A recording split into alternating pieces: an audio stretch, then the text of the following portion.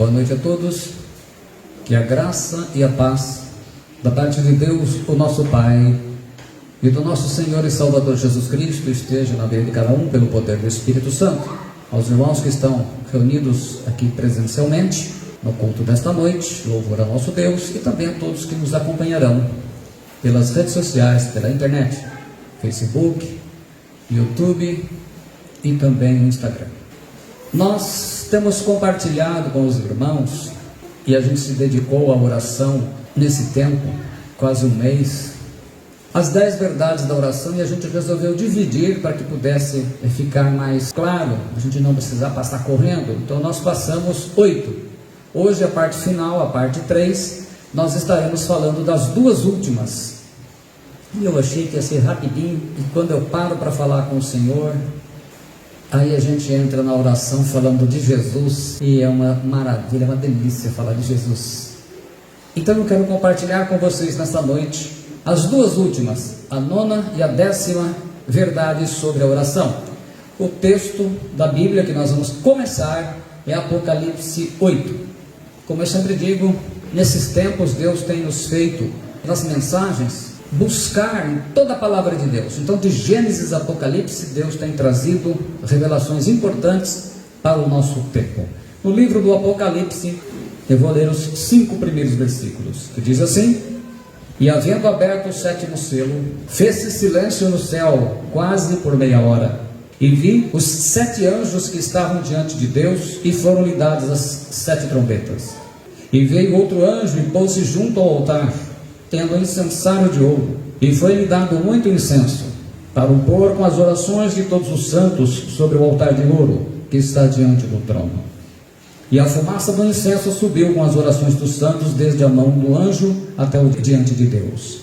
E o anjo tomou o incensário, e o encheu do fogo do altar, e o lançou sobre a terra, e houve depois vozes, e trovões, e relâmpagos, e terremotos.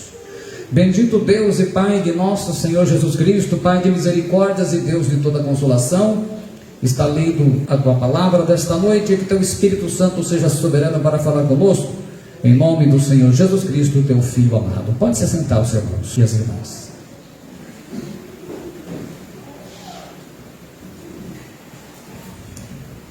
A 9ª verdade ensina o seguinte: a oração é a única força capaz de fazer o céu ficar em silêncio e expulsar as forças do inferno. A oração é a única força capaz de fazer o céu ficar em silêncio e expulsar as forças do inferno. Digam comigo: a oração é a única força capaz de fazer o céu ficar em silêncio e expulsar as forças do inferno.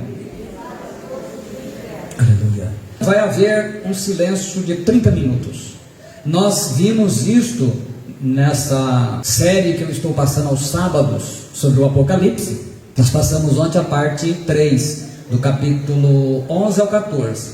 Na parte 2, nós incluímos o 8, então a gente explicou esses textos todos, né? Veja bem,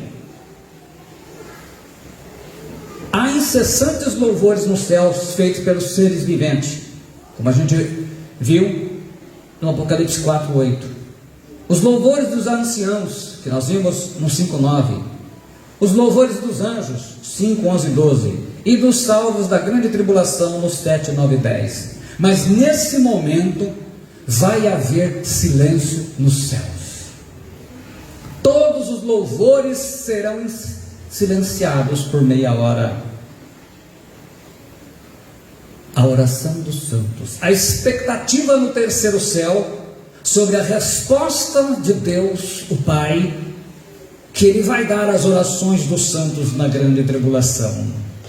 Coisa linda, coisa poderosa. Haverá silêncio no céu. Para quê? Para que o Pai Celestial ouça as orações dos santos na grande tribulação. A oração é uma arma, é uma força, é a guerra. A oração é algo poderoso. A única coisa capaz de silenciar os céus, meia hora marcadas no nosso tempo. será a oração. Nós vimos, eu vou no final de tudo, eu recapitulo todas as 10, a importância da oração. Mas, da mesma forma, existem demônios que só saem com jejum e oração. 2 dos evangelhos registram esta palavra de Jesus. Mateus 17, 18 ao 21, está lá: e repreendeu Jesus o demônio que saiu dele, e desde aquela hora o menino sarou. Então os discípulos, aproximando-se de Jesus em particular, disseram: por que não podemos nós expulsá-lo? E Jesus lhes disse: por causa da vossa incredulidade. Porque em verdade vos digo que se tiverdes fé como um grão de mostarda, direis a este monte: passa daqui a colar, para acolá, e há de passar, e nada vos será impossível. Mas esta casta de demônios não se expulsa senão pela oração e pelo jejum. Então aquela casta de demônios que estava afligindo aquele menino só saía assim, como nenhum deles estava em jejum. Em Marcos 9, 28 a 29, Marcos também. Mateus era discípulo direto de Jesus, dos 12, né, apóstolo. Marcos era discípulo de Pedro, então pela palavra de Pedro. E quando entrou em casa, os seus discípulos lhe perguntavam à parte: por que o não pudemos nós expulsar? E disse-lhes: esta casta não pode sair com coisa alguma, a não ser com oração e jejum. É interessante, mas é assim que funciona. Quer dizer, se essa casta está atacando uma família, e nessa família ninguém ora e jejua, ele vai alugar um quarto e vai ficar morando lá. Vai lá, aí vai destruindo a família, destrói casamento, e vai atacando a família. A experiência do profeta Daniel, olha outro exemplo. Eu vou ler vários versículos do capítulo 10. No 3º ano de Ciro, rei da Pérsia, foi revelada uma palavra a Daniel, cujo nome era Beltesazar. A palavra era verdadeira e envolvia grande conflito. E ele entendeu esta palavra e tinha entendimento da visão. Naqueles dias eu, Daniel, estive triste por 3 semanas. Alimento desejável não comi, nem carne nem vinho entraram na minha boca, nem me ungi com unguento, até que se cumpriram as 3 semanas. Então ele cumpriu esse propósito. E no dia 24 do 1º mês, eu estava à borda do grande rio Hidekel, e levantei os meus olhos e olhei, e eis um homem vestido de linho, e os seus lombos cingidos com ouro fino de Ufaz. Então me disse: não temas, Daniel, porque desde o primeiro dia em que aplicaste o teu coração a compreender e a humilhar-te perante o teu Deus, são ouvidas as tuas palavras, e eu vim por causa das tuas palavras. Mas o príncipe do reino da Pérsia me resistiu por 21 dias, e eis que Miguel, um dos primeiros príncipes, veio para ajudar-me, e eu fiquei ali com os reis da Pérsia. Agora vim para fazer-te entender o que há de acontecer ao teu povo nos derradeiros dias, porque a visão é ainda para muitos dias, tempos proféticos que nós estamos estudando no Apocalipse. Aliás, Miguel nós estudamos ontem. Conflito, a palavra hebraica Tsalbal, é de onde vem aquele termo, né, muito conhecido, que se canta em alguns hinos, né? Senhor dos exércitos, Jeová Tsalbal. Tsalbal quer dizer guerra, exército de anjos, tropa de guerra, sair para a guerra, exército organizado para a guerra, conflito, batalha, soldados, milícia, a força militar de um país. Então Daniel entendeu que era uma guerra de conflito entre anjos. E o que ele faz? Esse triste, a palavra albal, quer dizer, a atualizada traduz, por exemplo, como planteei. É fazer lamentações, é plantear, é cobrir-se de luto. Então, que é uma humilhação em oração. Então, o que ele faz? Ele entra em jejum e oração. E aí, o que acontece? 21 dias depois, vem a ordem dos céus para o arcanjo Miguel ir lá e tirar aquele principado da Pérsia, Irã, de onde o que? Surgiu hoje a segunda maior religião do mundo, que adora Alá. É o nome que lhe dá hoje o príncipe da Pérsia. Então veja bem, Ele diz que ele não comeu alimento, ou manjar, como diz a atualizada. A palavra hebraica aí é lechem, que significa, lechem quer dizer alimento, pão, refeição, comida, provisão, comida. Então ele não comeu nada que fosse desejável. Existem alguns estudiosos que acreditam que ele jejuou direto, mas ele fala aqui de comida desejável. A palavra desejável, kendal, em hebraico, quer dizer aquilo que é desejável, apetecível, apetitoso, belo à vista, tudo que é gostoso, até bonito de se olhar. Então ele tirou todas as coisas, quer dizer, comeu o que é básico. Aplicaste o coração, a palavra nautan, quer dizer consagrar, dedicar, comprometer, colocar, dirigir. É uma apresentação de uma oferta. Então Daniel, ele tinha um coração comprometido em obedecer ao Senhor. Então o que acontece? Daniel entra em jejum e oração. Nós estaremos na segunda semana do mês de fevereiro fazendo 7 dias. Vamos fazer 7 dias. Nós abrimos, a gente fazia sempre congregacionalmente 21 dias, mas a gente resolveu diminuir os dias e abrir mais, para que outras pessoas, outros irmãos, e nós vimos aí os pedidos, já tem mais de 20, temos irmãos do Rio de Janeiro, já tem até um irmão dos Estados Unidos. A igreja é aberta, a igreja do Senhor, para que todos se beneficiem desse momento de oração da igreja. Por quê? Aplicar o coração à busca de Deus. Porque quando a gente está jejuando, a gente melhora, porque a gente se concentra mais no Senhor. Então a gente evita um monte de coisas que a gente não evitaria, a gente se aplica. Então a gente vê o quê? O fracasso dos discípulos representa o fracasso que hoje muitos cristãos estão tendo. Por quê? Porque não tem mais na sua vida consagração de oração e jejum.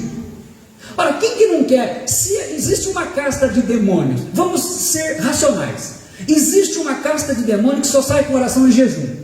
O que eles vão colocar na cabeça da maioria dos cristãos de hoje? Não faça jejum.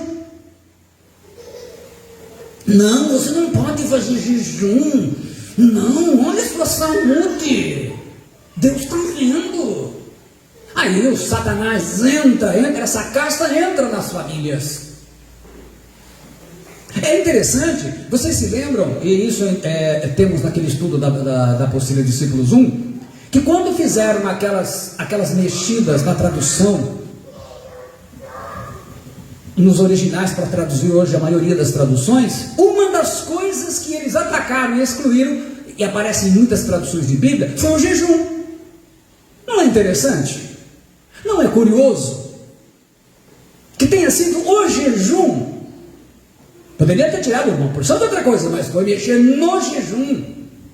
E por isso que nós, quem não ouviu, deveria ouvir aquela mensagem que a gente fala do jejum coletivo, onde a gente passeia pelas Escrituras, Antigo e Novo Testamento, porque essa sempre foi a prática dos cristãos. O Daniel, ele não tinha entendido a visão que ele recebeu de Deus. E como acontece com todos aqueles que querem buscar o entendimento da palavra de Deus, o diabo se levanta contra. Se você falar que não vai orar, não vai jejuar, não tem problema nenhum, fica tranquilo, vai continuar na mesmice de sempre. Mas o dia que você fala, eu vou me consagrar, pode ver, dia de oração acontece de tudo. Não ouve a palavra, ou então vai escutar aquelas palavras doces como mel, gostosas de ouvir, que não restauram, que não edificam e que não ensinam. Não é só governos tiranos que não querem que o povo conheça as coisas. O diabo também não, porque o mundo jaz no maligno. Aliás, é algo que Deus começou a falar comigo esse final de semana. No caso de Daniel, a palavra era sobre o futuro da nação de Israel, porque Israel seria destruído, e foi destruído. O anjo do Senhor, então, ele sai para trazer a resposta para o Daniel. Só que no primeiro dia, que ele começou a orar e jejuar, o anjo já veio com a resposta. Só que o principado da Pérsia, ele bloqueou, e como era um anjo caído mais forte, o outro não conseguia atravessar. Então, literalmente, era uma guerra de exércitos, que durou 3 semanas, 21 dias. No final, então, como o Daniel não desistiu, o arcanjo Miguel vai lá e desbloqueia, tira esse anjo de lá, porque a batalha final ainda vai acontecer. Nós estamos enfrentando uma guerra mundial, e em toda essa brigaiada, essa guerra que está havendo com as vacinas, a Europa não quer que venda para mais ninguém, e aquela briga danada, problemas, todo mundo sendo confinado nas casas, aonde está havendo mais divórcio. Na pandemia houve um número muito maior de divórcios do que em outros tempos. Tudo isso, as pessoas não entenderam o que está acontecendo. Está todo mundo só pensando no quê? Vamos nos divertir, vamos viver a vida, e assim caminha a humanidade. Síndrome de pânico, suicídio, um monte de coisas, escravidões e problemas. As pessoas não entenderam o que está acontecendo. Isso eu falei e vou depois repetir na lição do Apocalipse de ontem. Um dos grandes líderes do movimento econômico mundial, ele disse que na Covid-19 agora se declara aberta a agenda para a formação da nova ordem mundial. Estamos caminhando passo a passo. Tudo está sendo preparado. O povo que vai subir continua atento, e o povo que vai ficar continua fazendo festas. O tempo está passando, meus irmãos. Tem muita gente que acha que pelo fato de ser evangélico ou evangélico, ele está garantido com uma vida hipócrita em que só escuta aquilo que agrada a sua vaidade. O Daniel, ele tirou tudo o que era desejável, o básico, e se consagrou. Quantas pessoas nessa pandemia já fizeram passeios, viagem, turismo, festas, mesmo com um monte de problema que a família está passando, mas não teve coragem para estar orando diante de Deus e jejuando? É porque não está levando a sério a mensagem do Senhor. A guerra espiritual, ela foi tão séria que o profeta Daniel ficou sem forças. Ele jejuou, teve a visão do anjo, que ele fala: fiquei, pois, eu só a contemplar esta grande visão, e não ficou força em mim. Transmudou-se o meu semblante em corrupção, e não tive força alguma. Contudo ouvi a voz das suas palavras, e ouvindo o som das suas palavras, eu caí sobre o meu rosto, num profundo sono, com o meu rosto em terra. E eis que certa mão me tocou, e fez com que me movesse sobre os meus joelhos, e sobre as palmas das minhas mãos. Daniel 10, 8, 10. A coisa foi feia, é o que está acontecendo. É uma guerra tremenda, envolvendo autoridades, envolvendo nações, envolvendo famílias, envolvendo a igreja, e as pessoas não estão entendendo. Está todo mundo normal, todo mundo achando. As coisas estão acontecendo muito mais rápido do que vocês imaginam. São como a igreja de Sardes. Apocalipse 3:1. E ao anjo da igreja que está em Sardes escreve: isto diz o que tem os 7 Espíritos de Deus e as 7 estrelas. Conheço as tuas obras, que tens nome de que vives e estás morto. Estás morto.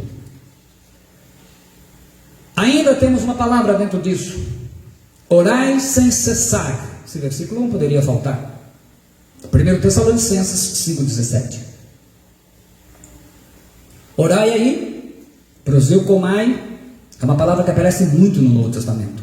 Ela procede daquela palavra que eu já expliquei, proseuquei, para oração. Cessar aí, adialíptos, essa palavra grega significa sem término, sem cessar, sem interrupção, incessante, contínuo, aquilo que não pode parar. Os ataques militares repetidos, as contínuas falhas de um esforço militar, a produção constante e regular de frutos. A ideia da palavra são coisas que não podem parar. Então, no original, essa palavra é muito forte, porque ela quer dizer algo que você não pode parar. Então a gente poderia dizer: a oração é como as batidas do coração.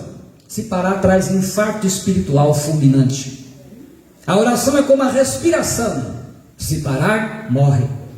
A oração é como a alimentação de cada dia. Vai enfraquecendo se você parar, deixando anêmico até morrer. Tiago 5,15 diz: e a oração da fé salvará o doente, e o Senhor o levantará, e se houver cometido pecados, seriam perdoados. A oração da fé, sem fé, para a oração fica sem fé. Quem parou de orar é porque morreu espiritualmente e não percebeu. O apóstolo Paulo aqui nos ensina a desenvolver um espírito de oração. Você simplesmente não consegue ficar sem orar.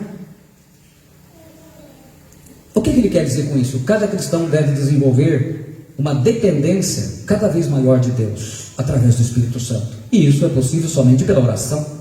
Quem é cheio do Espírito Santo não consegue ficar sem orar, sem jejuar na presença de Deus. Efésios 6,18, Paulo escreve: orando em todo o tempo, com toda oração e súplica no Espírito, e vigiando nisto com toda perseverança e súplica por todos os santos.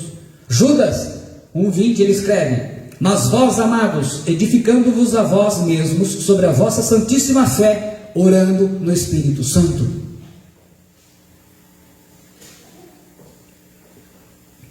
A vida de oração é a marca do verdadeiro cristão. E Jesus deixou isso claro. Olha o que os evangelhos registram. Mateus 26:41. Vigiai e orai, para que não entreis em tentação. Na verdade, o espírito está pronto, mas a carne é fraca. Marcos 13:33. Olhai, vigiai e orai, porque não sabeis quando chegará o tempo. Marcos 14:38. Vigiai e orai, para que não entreis em tentação. O espírito na verdade está pronto, mas a carne é fraca. Lucas 21:36. Vigiai, pois, em todo o tempo, orando, para que sejais havidos por dignos de evitar todas estas coisas que hão de acontecer e estar em pé diante do Filho do Homem. Então, característica de quem vai estar em pé diante do Filho do Homem é aquele que ora, vigia e ora.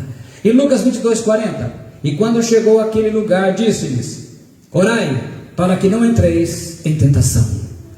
Quer dizer, está implícito totalmente, que o verdadeiro cristão, o discípulo de Jesus Cristo, tem uma vida de oração. Todo cristão verdadeiro, ele tem como uma das suas marcas essa vida de oração. A oração é a evidência mais importante da fé em Jesus. É por isso que em Timóteo Paulo escreve 2:1. Admoesto-te, pois, antes de tudo, que se façam pregações, orações, intercessões e ações de graças por todos os homens. Então ele incumbe os cristãos de orar por todos os homens.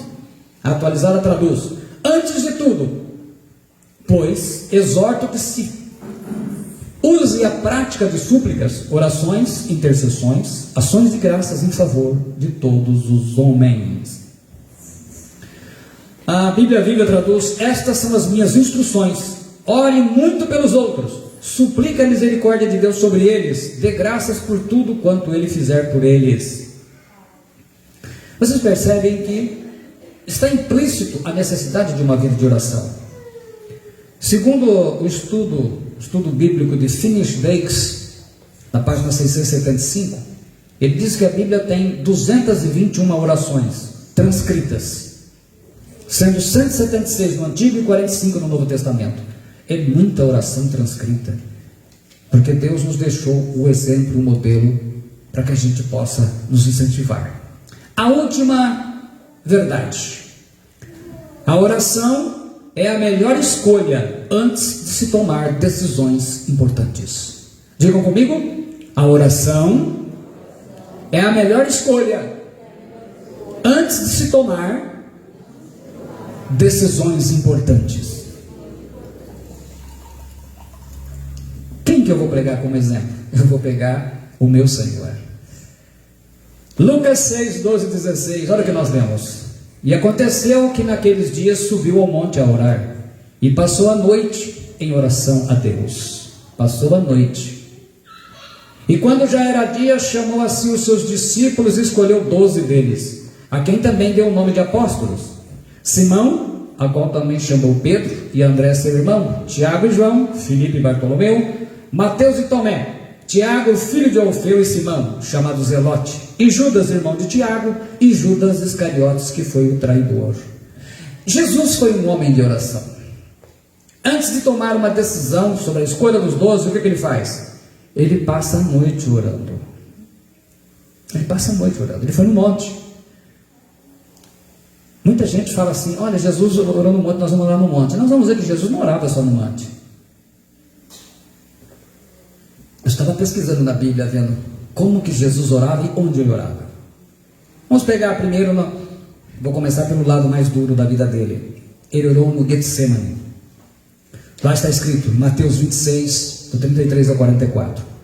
Então chegou Jesus com eles a um lugar chamado Getsemane, e disse aos seus discípulos: assentai-vos aqui, enquanto vou além orar.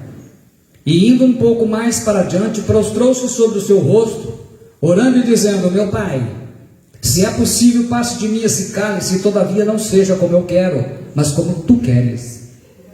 E indo segunda vez orou, dizendo: Pai meu, se este cálice não pode passar de mim, sem eu o beber, faça-se a tua vontade. E deixando-os de novo, foi orar pela terceira vez, dizendo as mesmas palavras.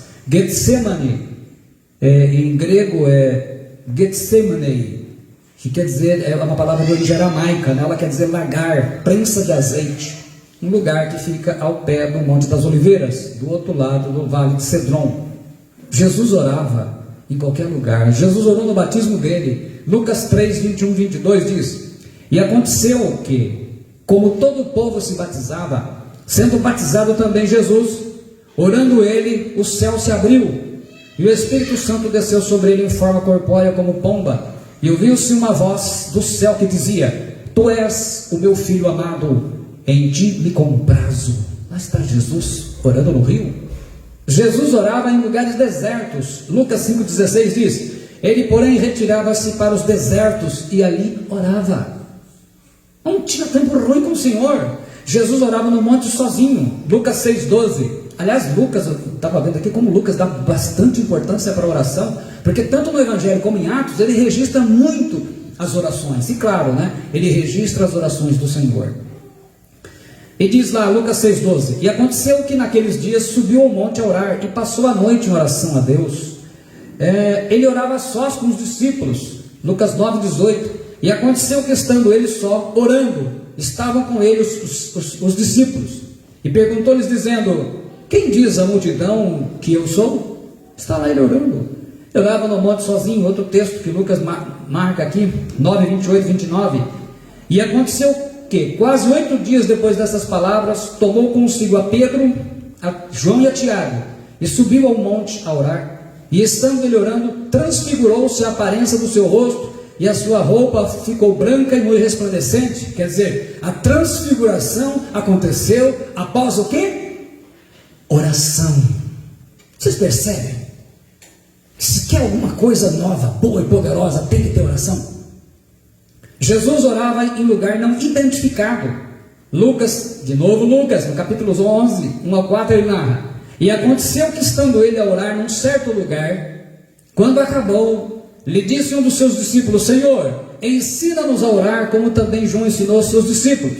E ele lhes disse: quando orardes, dizei: Pai, não é mãe, é Pai, Pai nosso que estás nos céus, santificado seja o teu nome, venha o teu reino, seja feita a tua vontade, assim na terra como no céu. Dá-nos cada dia o nosso pão cotidiano, e perdoa-nos os nossos pecados, pois também nós perdoamos a qualquer que nos deve, e não nos conduz à tentação, mas livra-nos do mal. Um pouco diferente de Mateus, mas está aqui. Jesus orava de joelhos. Lucas 22, 39 e 44. E saindo foi, como costumava, para o Monte das Oliveiras, e também os seus discípulos o seguiram. E quando chegou àquele lugar, disse-lhes: orai, para que não entreis em tentação. Ele fala muito isso, né?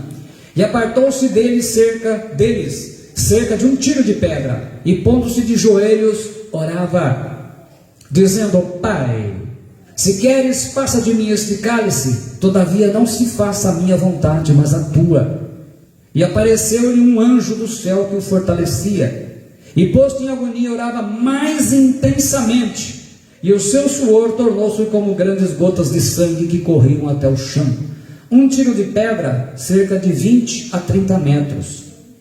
Jesus se afastou o suficiente dos discípulos para orar com privacidade, mas próximo o suficiente para que eles o ouvissem orando, porque ele queria que eles aprendessem a orar. Quer dizer, segundo o Google, a voz humana, ela pode ser ouvida e compreendida até 180 metros, né? 30 metros dava para ouvir direitinho, né? Nesse tempo é interessante que as pessoas tinham o costume de orar em pé. Inclusive Jesus mesmo fala isso em Lucas 18, 11 e 13. Mas ele se ajoelhou, ele dobrou os joelhos. A palavra intensamente, aqui, usada por Lucas, ektenesteron.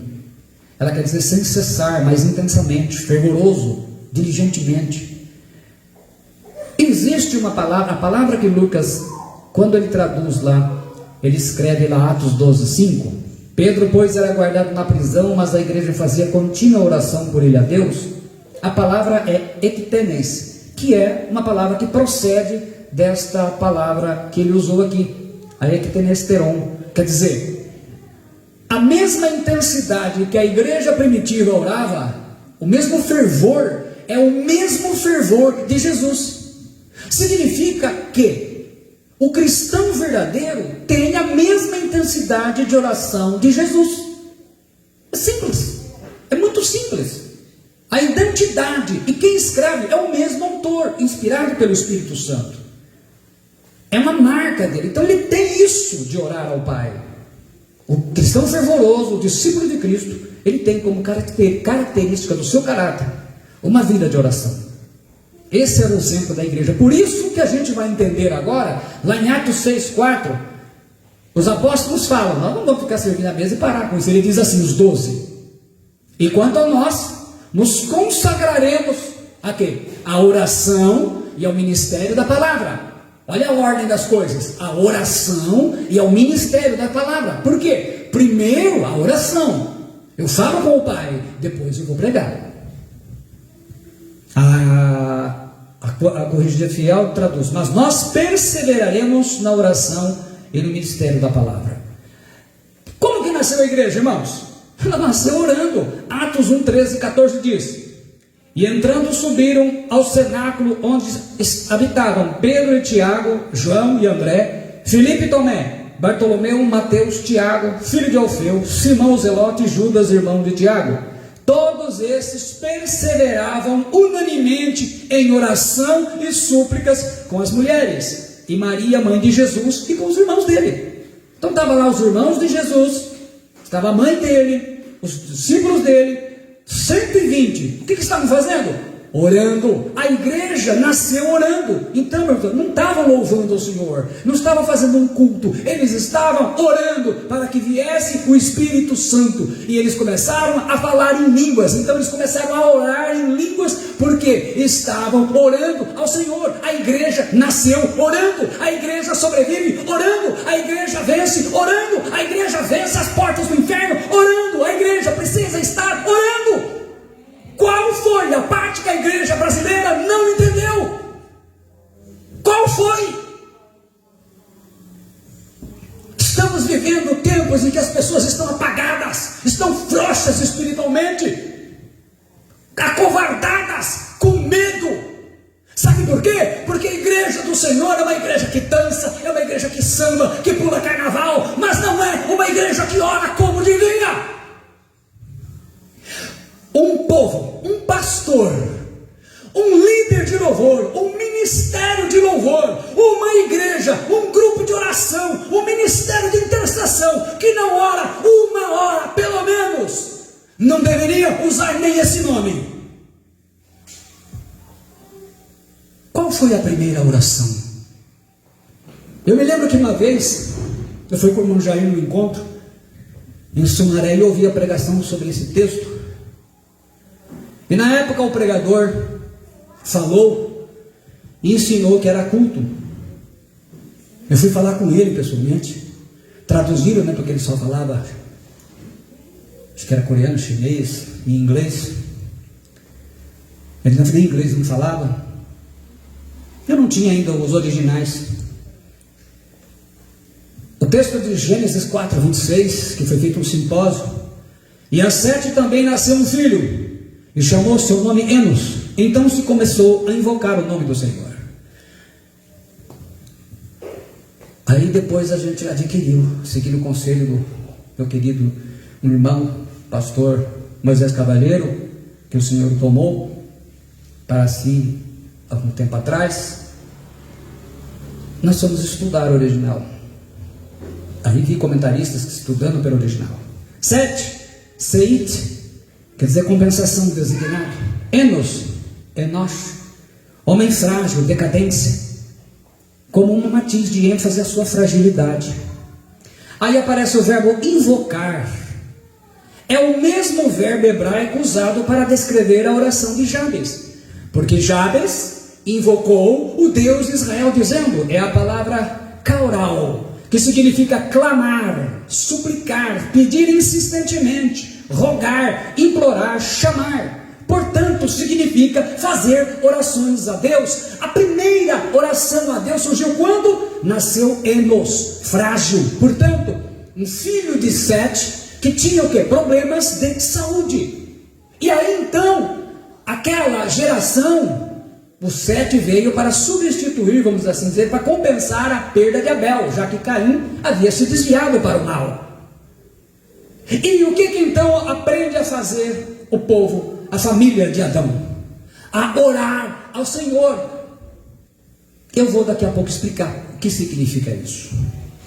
Senhor aqui, o tetragrama hebraico, Jeová, ou Jeová, Javé, ou Yavé, aquele que existe. Eu serei o que serei, como ele fala em Êxodo 3:4, até porque o hebraico não tem o verbo no tempo presente para dizer eu sou o que eu sou. Então o Senhor diz, eu serei o que serei. Então, começa a se invocar o nome dele. O apóstolo Paulo e Silas, está lá, Atos 16, 23. E havendo-lhes dado muitos açoites, os lançaram na prisão, e mandando ao carcereiro que os guardasse com segurança, o qual, tendo recebido tal ordem, os lançou no cárcere interior, e lhes segurou os pés no tronco. E perto da meia-noite, Paulo e Silas, e faziam ele, estavam conectados na Netflix, estavam no WhatsApp, no maior bate-papo. Não, eles oravam e cantavam hinos a Deus, e os seus presos os escutavam. Olha a ordem das coisas, eles oravam e cantavam hinos. Essa é a parte que a igreja brasileira tem dificuldade, é que a primeira atitude tem que ser oração. E de repente, o que acontece com quem ora? Sobreveio um tão grande terremoto que os alicerces do cárcere se moveram e logo se abriram todas as portas e foram soltas as prisões de todos. O que aconteceu quando eles estavam orando? Foram abertas todas as portas. Então as portas estão trancadas, há grilhões prendendo a família. O que tem que se fazer para abrir? Ora, pode cantar, mas ora. A oração sempre vem em primeiro lugar. Sempre deveria ser esta a ordem das coisas, e aí as coisas estariam mudadas. Os 12 apóstolos de Jesus Cristo, texto que eu já li no começo. Então os 12 convocaram, Atos 6:2 e 6:4, a comunidade dos discípulos e disseram: não é razoável que nós abandonemos a palavra de Deus para servir às mesas. E quanto a nós, nos consagraremos à oração e ao ministério da palavra. Na nossa tradução, mas nós perseveraremos na oração e no ministério da palavra. Consagrar, como diz a atualizada, ou perseverar, nossa tradução, traduz a palavra proscartério, é ser forte e firme, para poder suportar, para aguentar mesmo, por isso perseverar. É como um servidor público, dedicado ao seu trabalho. É comparecer assiduamente a todos os exercícios, por exemplo, de uma academia. É acompanhar de perto como um assistente. A ideia é fazer da oração e da palavra de Deus coisas sem as quais não se pode viver. Quando você não conseguir viver mais sem oração, dificilmente haverão barreiras que vão te impedir de alguma coisa. Enquanto a oração for um tédio na sua vida, não dá tempo, a sua vida é assim mesmo. Um culto, um louvor, uma pregação sem oração em si mesmo são mortos. Josué falhou em não orar a Deus antes de tomar uma decisão. O Josué foi 9,5. Numa coisa ele falhou, que depois Deus vem em socorro e acontece aquele milagre que eu expliquei no capítulo 10, domingo passado.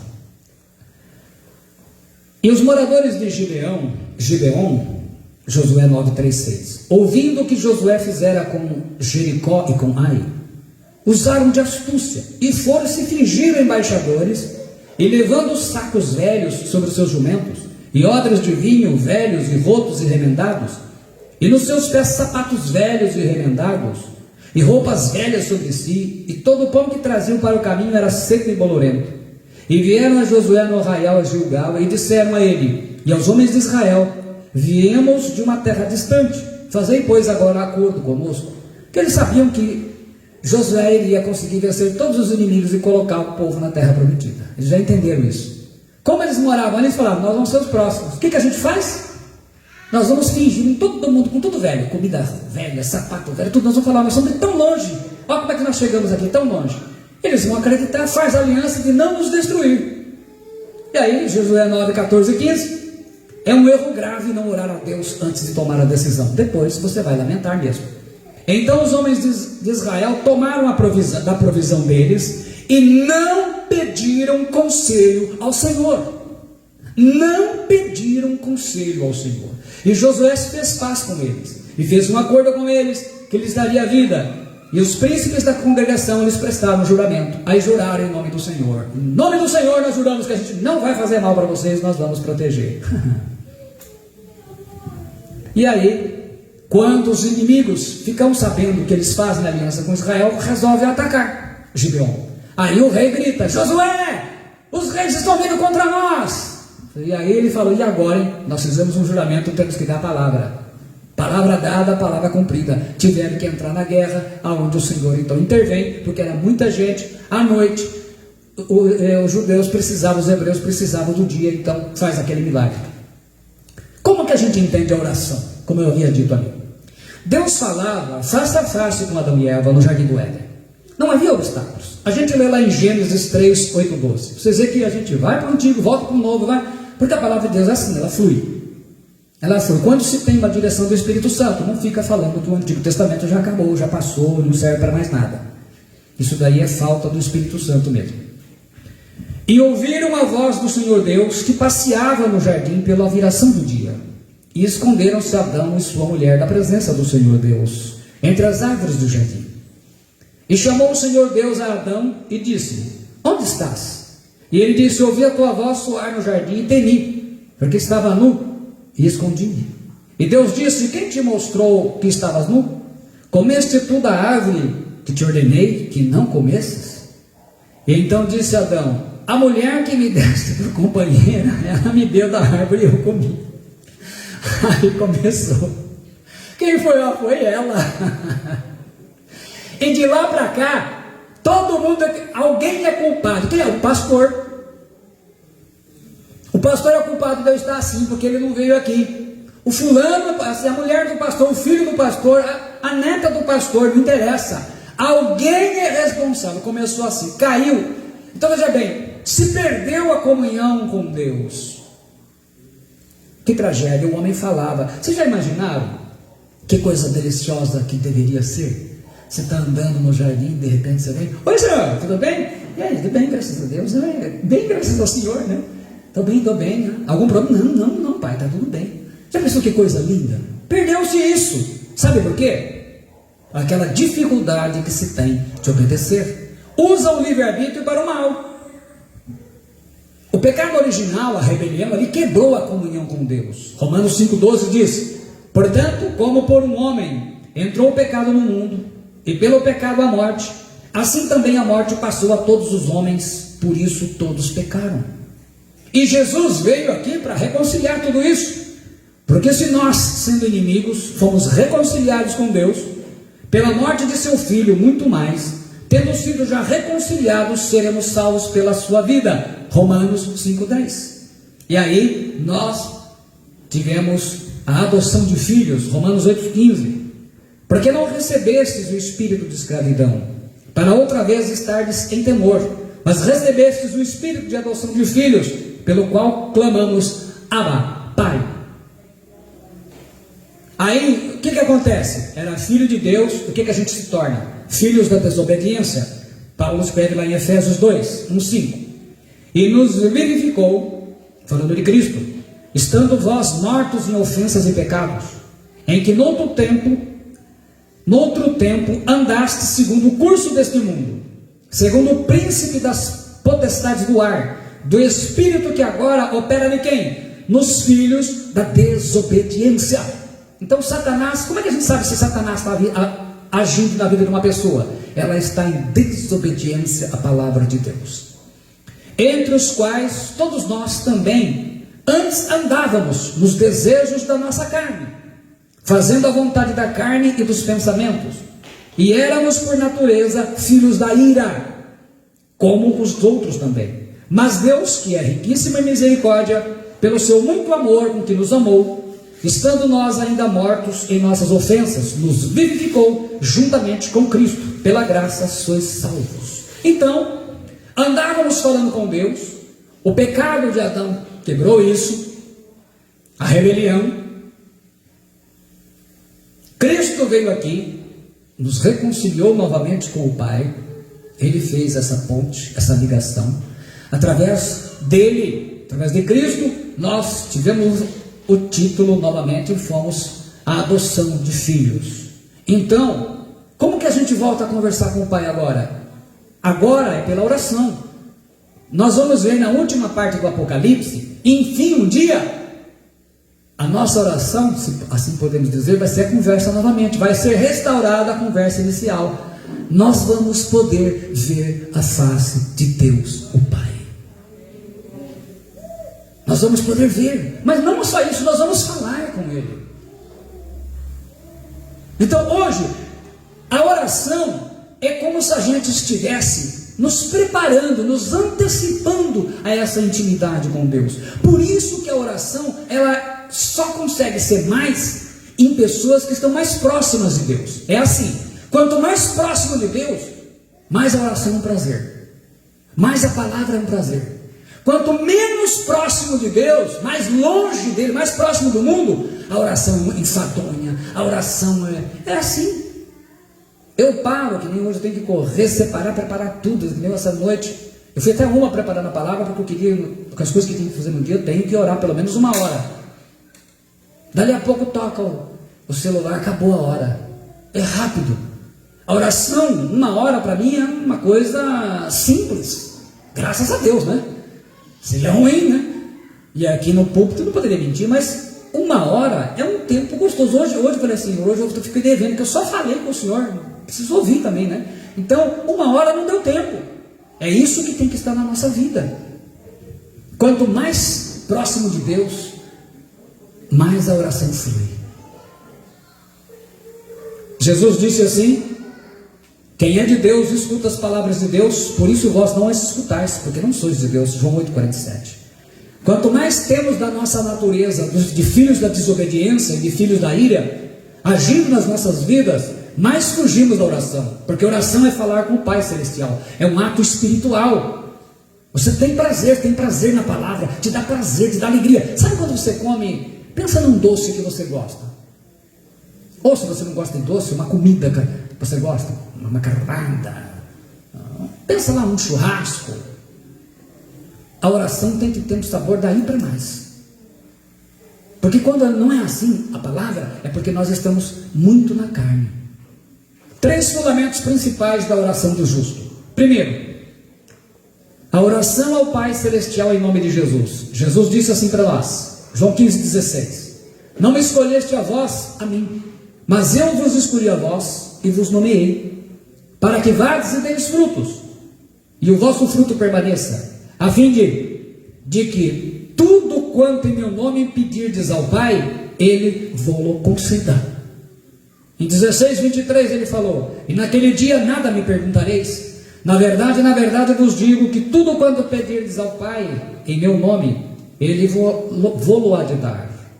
Mateus 6,9 ele diz: portanto vós orareis assim: Pai nosso que estais nos céus, santificado seja o teu nome.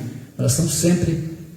Mas nós também podemos fazer oração direta ao próprio Jesus. Jesus em João 14, 13 e 14 ele fala: e tudo quanto pedirdes em meu nome, eu o farei, para que o Pai seja glorificado no Filho. Se pedirdes alguma coisa em meu nome, eu o farei. Eu também posso falar: Senhor Jesus, o diácono Estevão orou ao Senhor Jesus quando ele foi apedrejado, lá em Atos 7:59. E apedrejaram a Estevão, que em invocação dizia: Senhor Jesus, recebe o meu espírito. O apóstolo Paulo também orou ao Senhor Jesus. E para que não me exaltasse pela excelência das revelações, foi-me dado um espinho na carne, a saber, um mensageiro de Satanás para me esbofetear, a fim de não me exaltar. Acerca do qual 3 vezes orei ao Senhor, para que se desviasse de mim. E disse-lhe: a minha graça te basta, porque o meu poder se aperfeiçoa na fraqueza. De boa vontade, pois, me gloriarei nas minhas fraquezas, para que em mim habite o poder de Cristo. 2 Coríntios 12, 7 e 9. Ele nos dá esta liberdade. O apóstolo Paulo também orou ao Pai Celestial.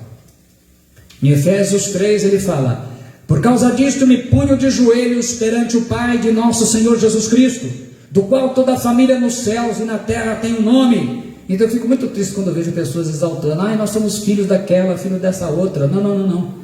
Quem é salvo em Jesus Cristo é filho do Pai Celestial. Para que, segundo as riquezas da sua glória, vos conceda que sejais corroborados com o poder pelo seu Espírito no homem interior, para que Cristo habite pela fé nos vossos corações, a fim de, estando arraigados e fundados em amor, poderes perfeitamente compreender com todos os santos qual seja a largura, o comprimento, a altura e a profundidade, e conhecer o amor de Cristo, que excede todo o entendimento, para que sejais cheios de toda a plenitude de Deus. Ora, aquele que é poderoso para fazer tudo, muito mais abundantemente, além daquilo que pedimos ou pensamos, segundo o poder que em nós opera. A esse glória na igreja por Jesus Cristo em todas as gerações, para todos sempre. Amém. Então ele é capaz de fazer muito mais do que você está pedindo, do que você imagina, do que você pensa.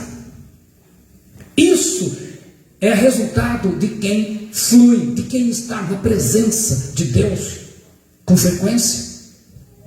O apóstolo Paulo orou de joelhos. Atos 20:36 diz: e havendo dito isto, pôs-se de joelhos e orou com todos eles. Atualizada traduz: tendo dito estas coisas, ajoelhando-se, orou com todos eles. Vocês percebem que todos estão com o mesmo intuito de falar da oração, da importância da oração. O terceiro princípio final fala da ajuda do Espírito Santo na oração. Em Atos 13 a gente lê assim: e na igreja que estava em Antioquia havia alguns profetas e doutores, ou mestres, a saber, Barnabé e Simeão, chamado Níger, e Lúcio, Sirineu, e Manaém, que fora criado com Herodes, o tetrarca, e Saulo. E servindo eles ao Senhor e jejuando, disse o Espírito Santo: apartai-me a Barnabé e a Saulo para a obra que eu os tenho chamado. Então, jejuando e orando e pondo sobre eles as mãos, os despediram. Vocês percebem fundamentos e princípios de oração e jejum? Por isso que nós estamos aí mais uma vez imbuídos em fazermos jejum. Em Atos 16, novamente, não só a direção será dada para o apóstolo Paulo, não é por causa disso, e passando pela Frígia e pela província da Galácia, foram impedidos pelo Espírito Santo de anunciar a palavra na Ásia. Vocês imaginam? Estavam indo para a Ásia para pregar, o Espírito Santo disse: não. E quando chegaram a Mísia, intentaram ir para a Bitínia, mas o Espírito não lhe permitiu. De novo, eles escolheram que eles iam pregar. O Espírito Santo: não vão lá. Vocês já pensaram quantas burradas a gente teria evitado na vida se a gente orasse mais e ouvisse mais a direção do Espírito Santo? O apóstolo Paulo estava errando numa coisa boa: era pregar o Evangelho. E tendo passado por Mísia, descer a Troade. E Paulo teve de noite uma visão, em que se apresentou um homem da Macedônia, e lhe rogou, dizendo: passa a Macedônia e ajuda-nos. E logo depois desta visão, procuramos partir para a Macedônia, concluindo que o Senhor nos chamava para lhes anunciarmos o Evangelho. Aí Deus lhe deu a direção.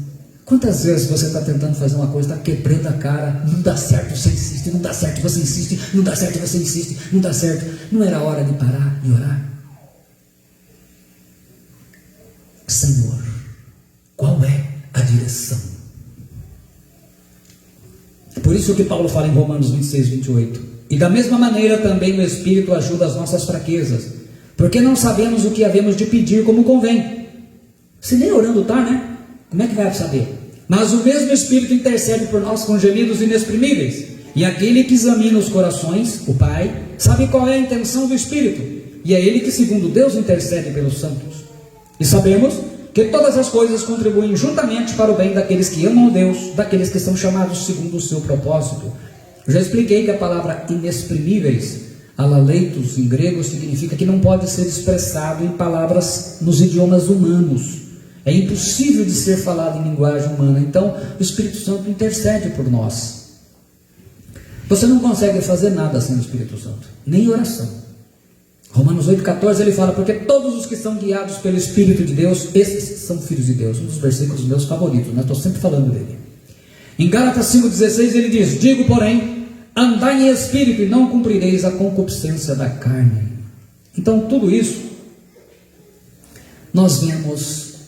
Para encerrar, eu tenho, antes de fazer a conclusão e repetir as 10 verdades, eu preciso dizer isso: 12 orações de justos com muito poder. Primeira, a oração de Josué, em Josué 10. A oração de Josafá, em 2 Crônicas 20, todas elas nós vimos. A oração de Ana, em 1 Samuel 1, quando ora por Samuel. A oração de Elias, em 1 Reis 18, nós vimos. A oração de Eliseu, 2 Reis 4. A oração de Jabes, 1 Crônicas 4, que nós vimos.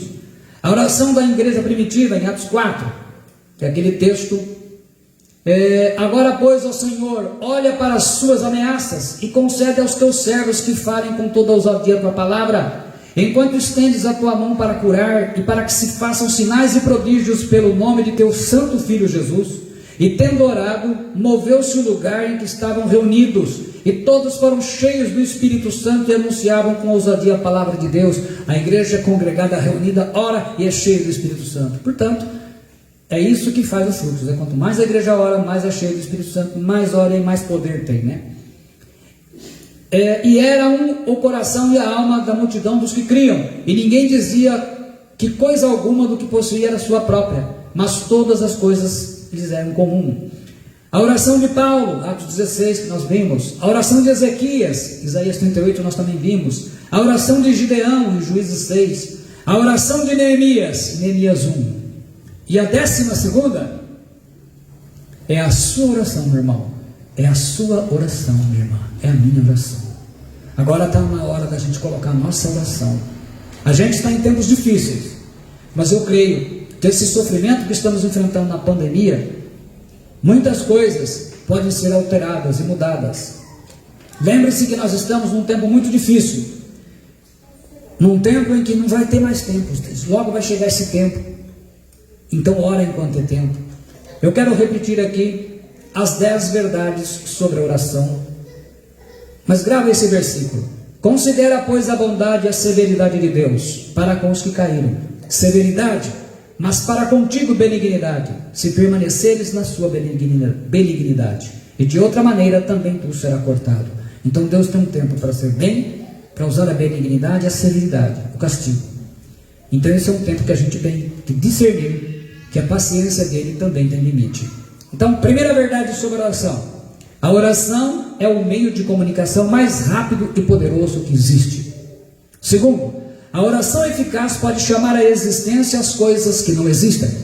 Terceiro, a oração pelas autoridades é um ato bom e agradável diante de Deus. Quarto, a oração transforma um nível espiritual em caráter do intercessor. Quinta, a oração congregacional pode mudar a história de uma nação.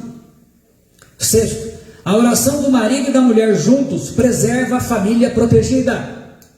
Como eu disse para vocês, em 35 anos de ministério, eu não encontrei um único casal que chegasse na minha presença pedindo ajuda, ou mesmo que não pedisse, problema de adultério, coisa desse tipo, que fosse um casal que orava junto. Nunca, todos eles, nenhum deles orava. Sétima, os homens usados por Deus para mudar a história eram homens de oração. Oitavo, a oração não é a arma de guerra, porque a oração é a própria guerra.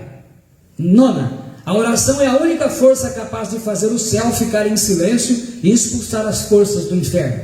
E a décima, A oração é a melhor escolha antes de se tomar decisões importantes. Então, aí está entregue a mensagem.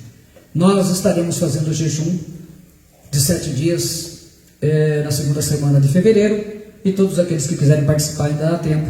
Estaremos orando junto, porque o jejum e a oração coletivas, eles são mais eficazes, e é isso que nós queremos fazer aberto a toda a igreja. Eu vou fazer a oração final. Pai Celestial, eu falei da palavra da oração nessas 3 semanas, que esteja abençoando o teu povo, todas as pessoas que amam a oração, que querem realmente uma vida de comunhão muito mais íntima na tua presença, que o teu Espírito Santo leve-as não só a conhecer esta palavra, mas também a pôr em prática. Assim eu oro em nome de Jesus Cristo. Deus te abençoe, em nome de Jesus Cristo. Amém.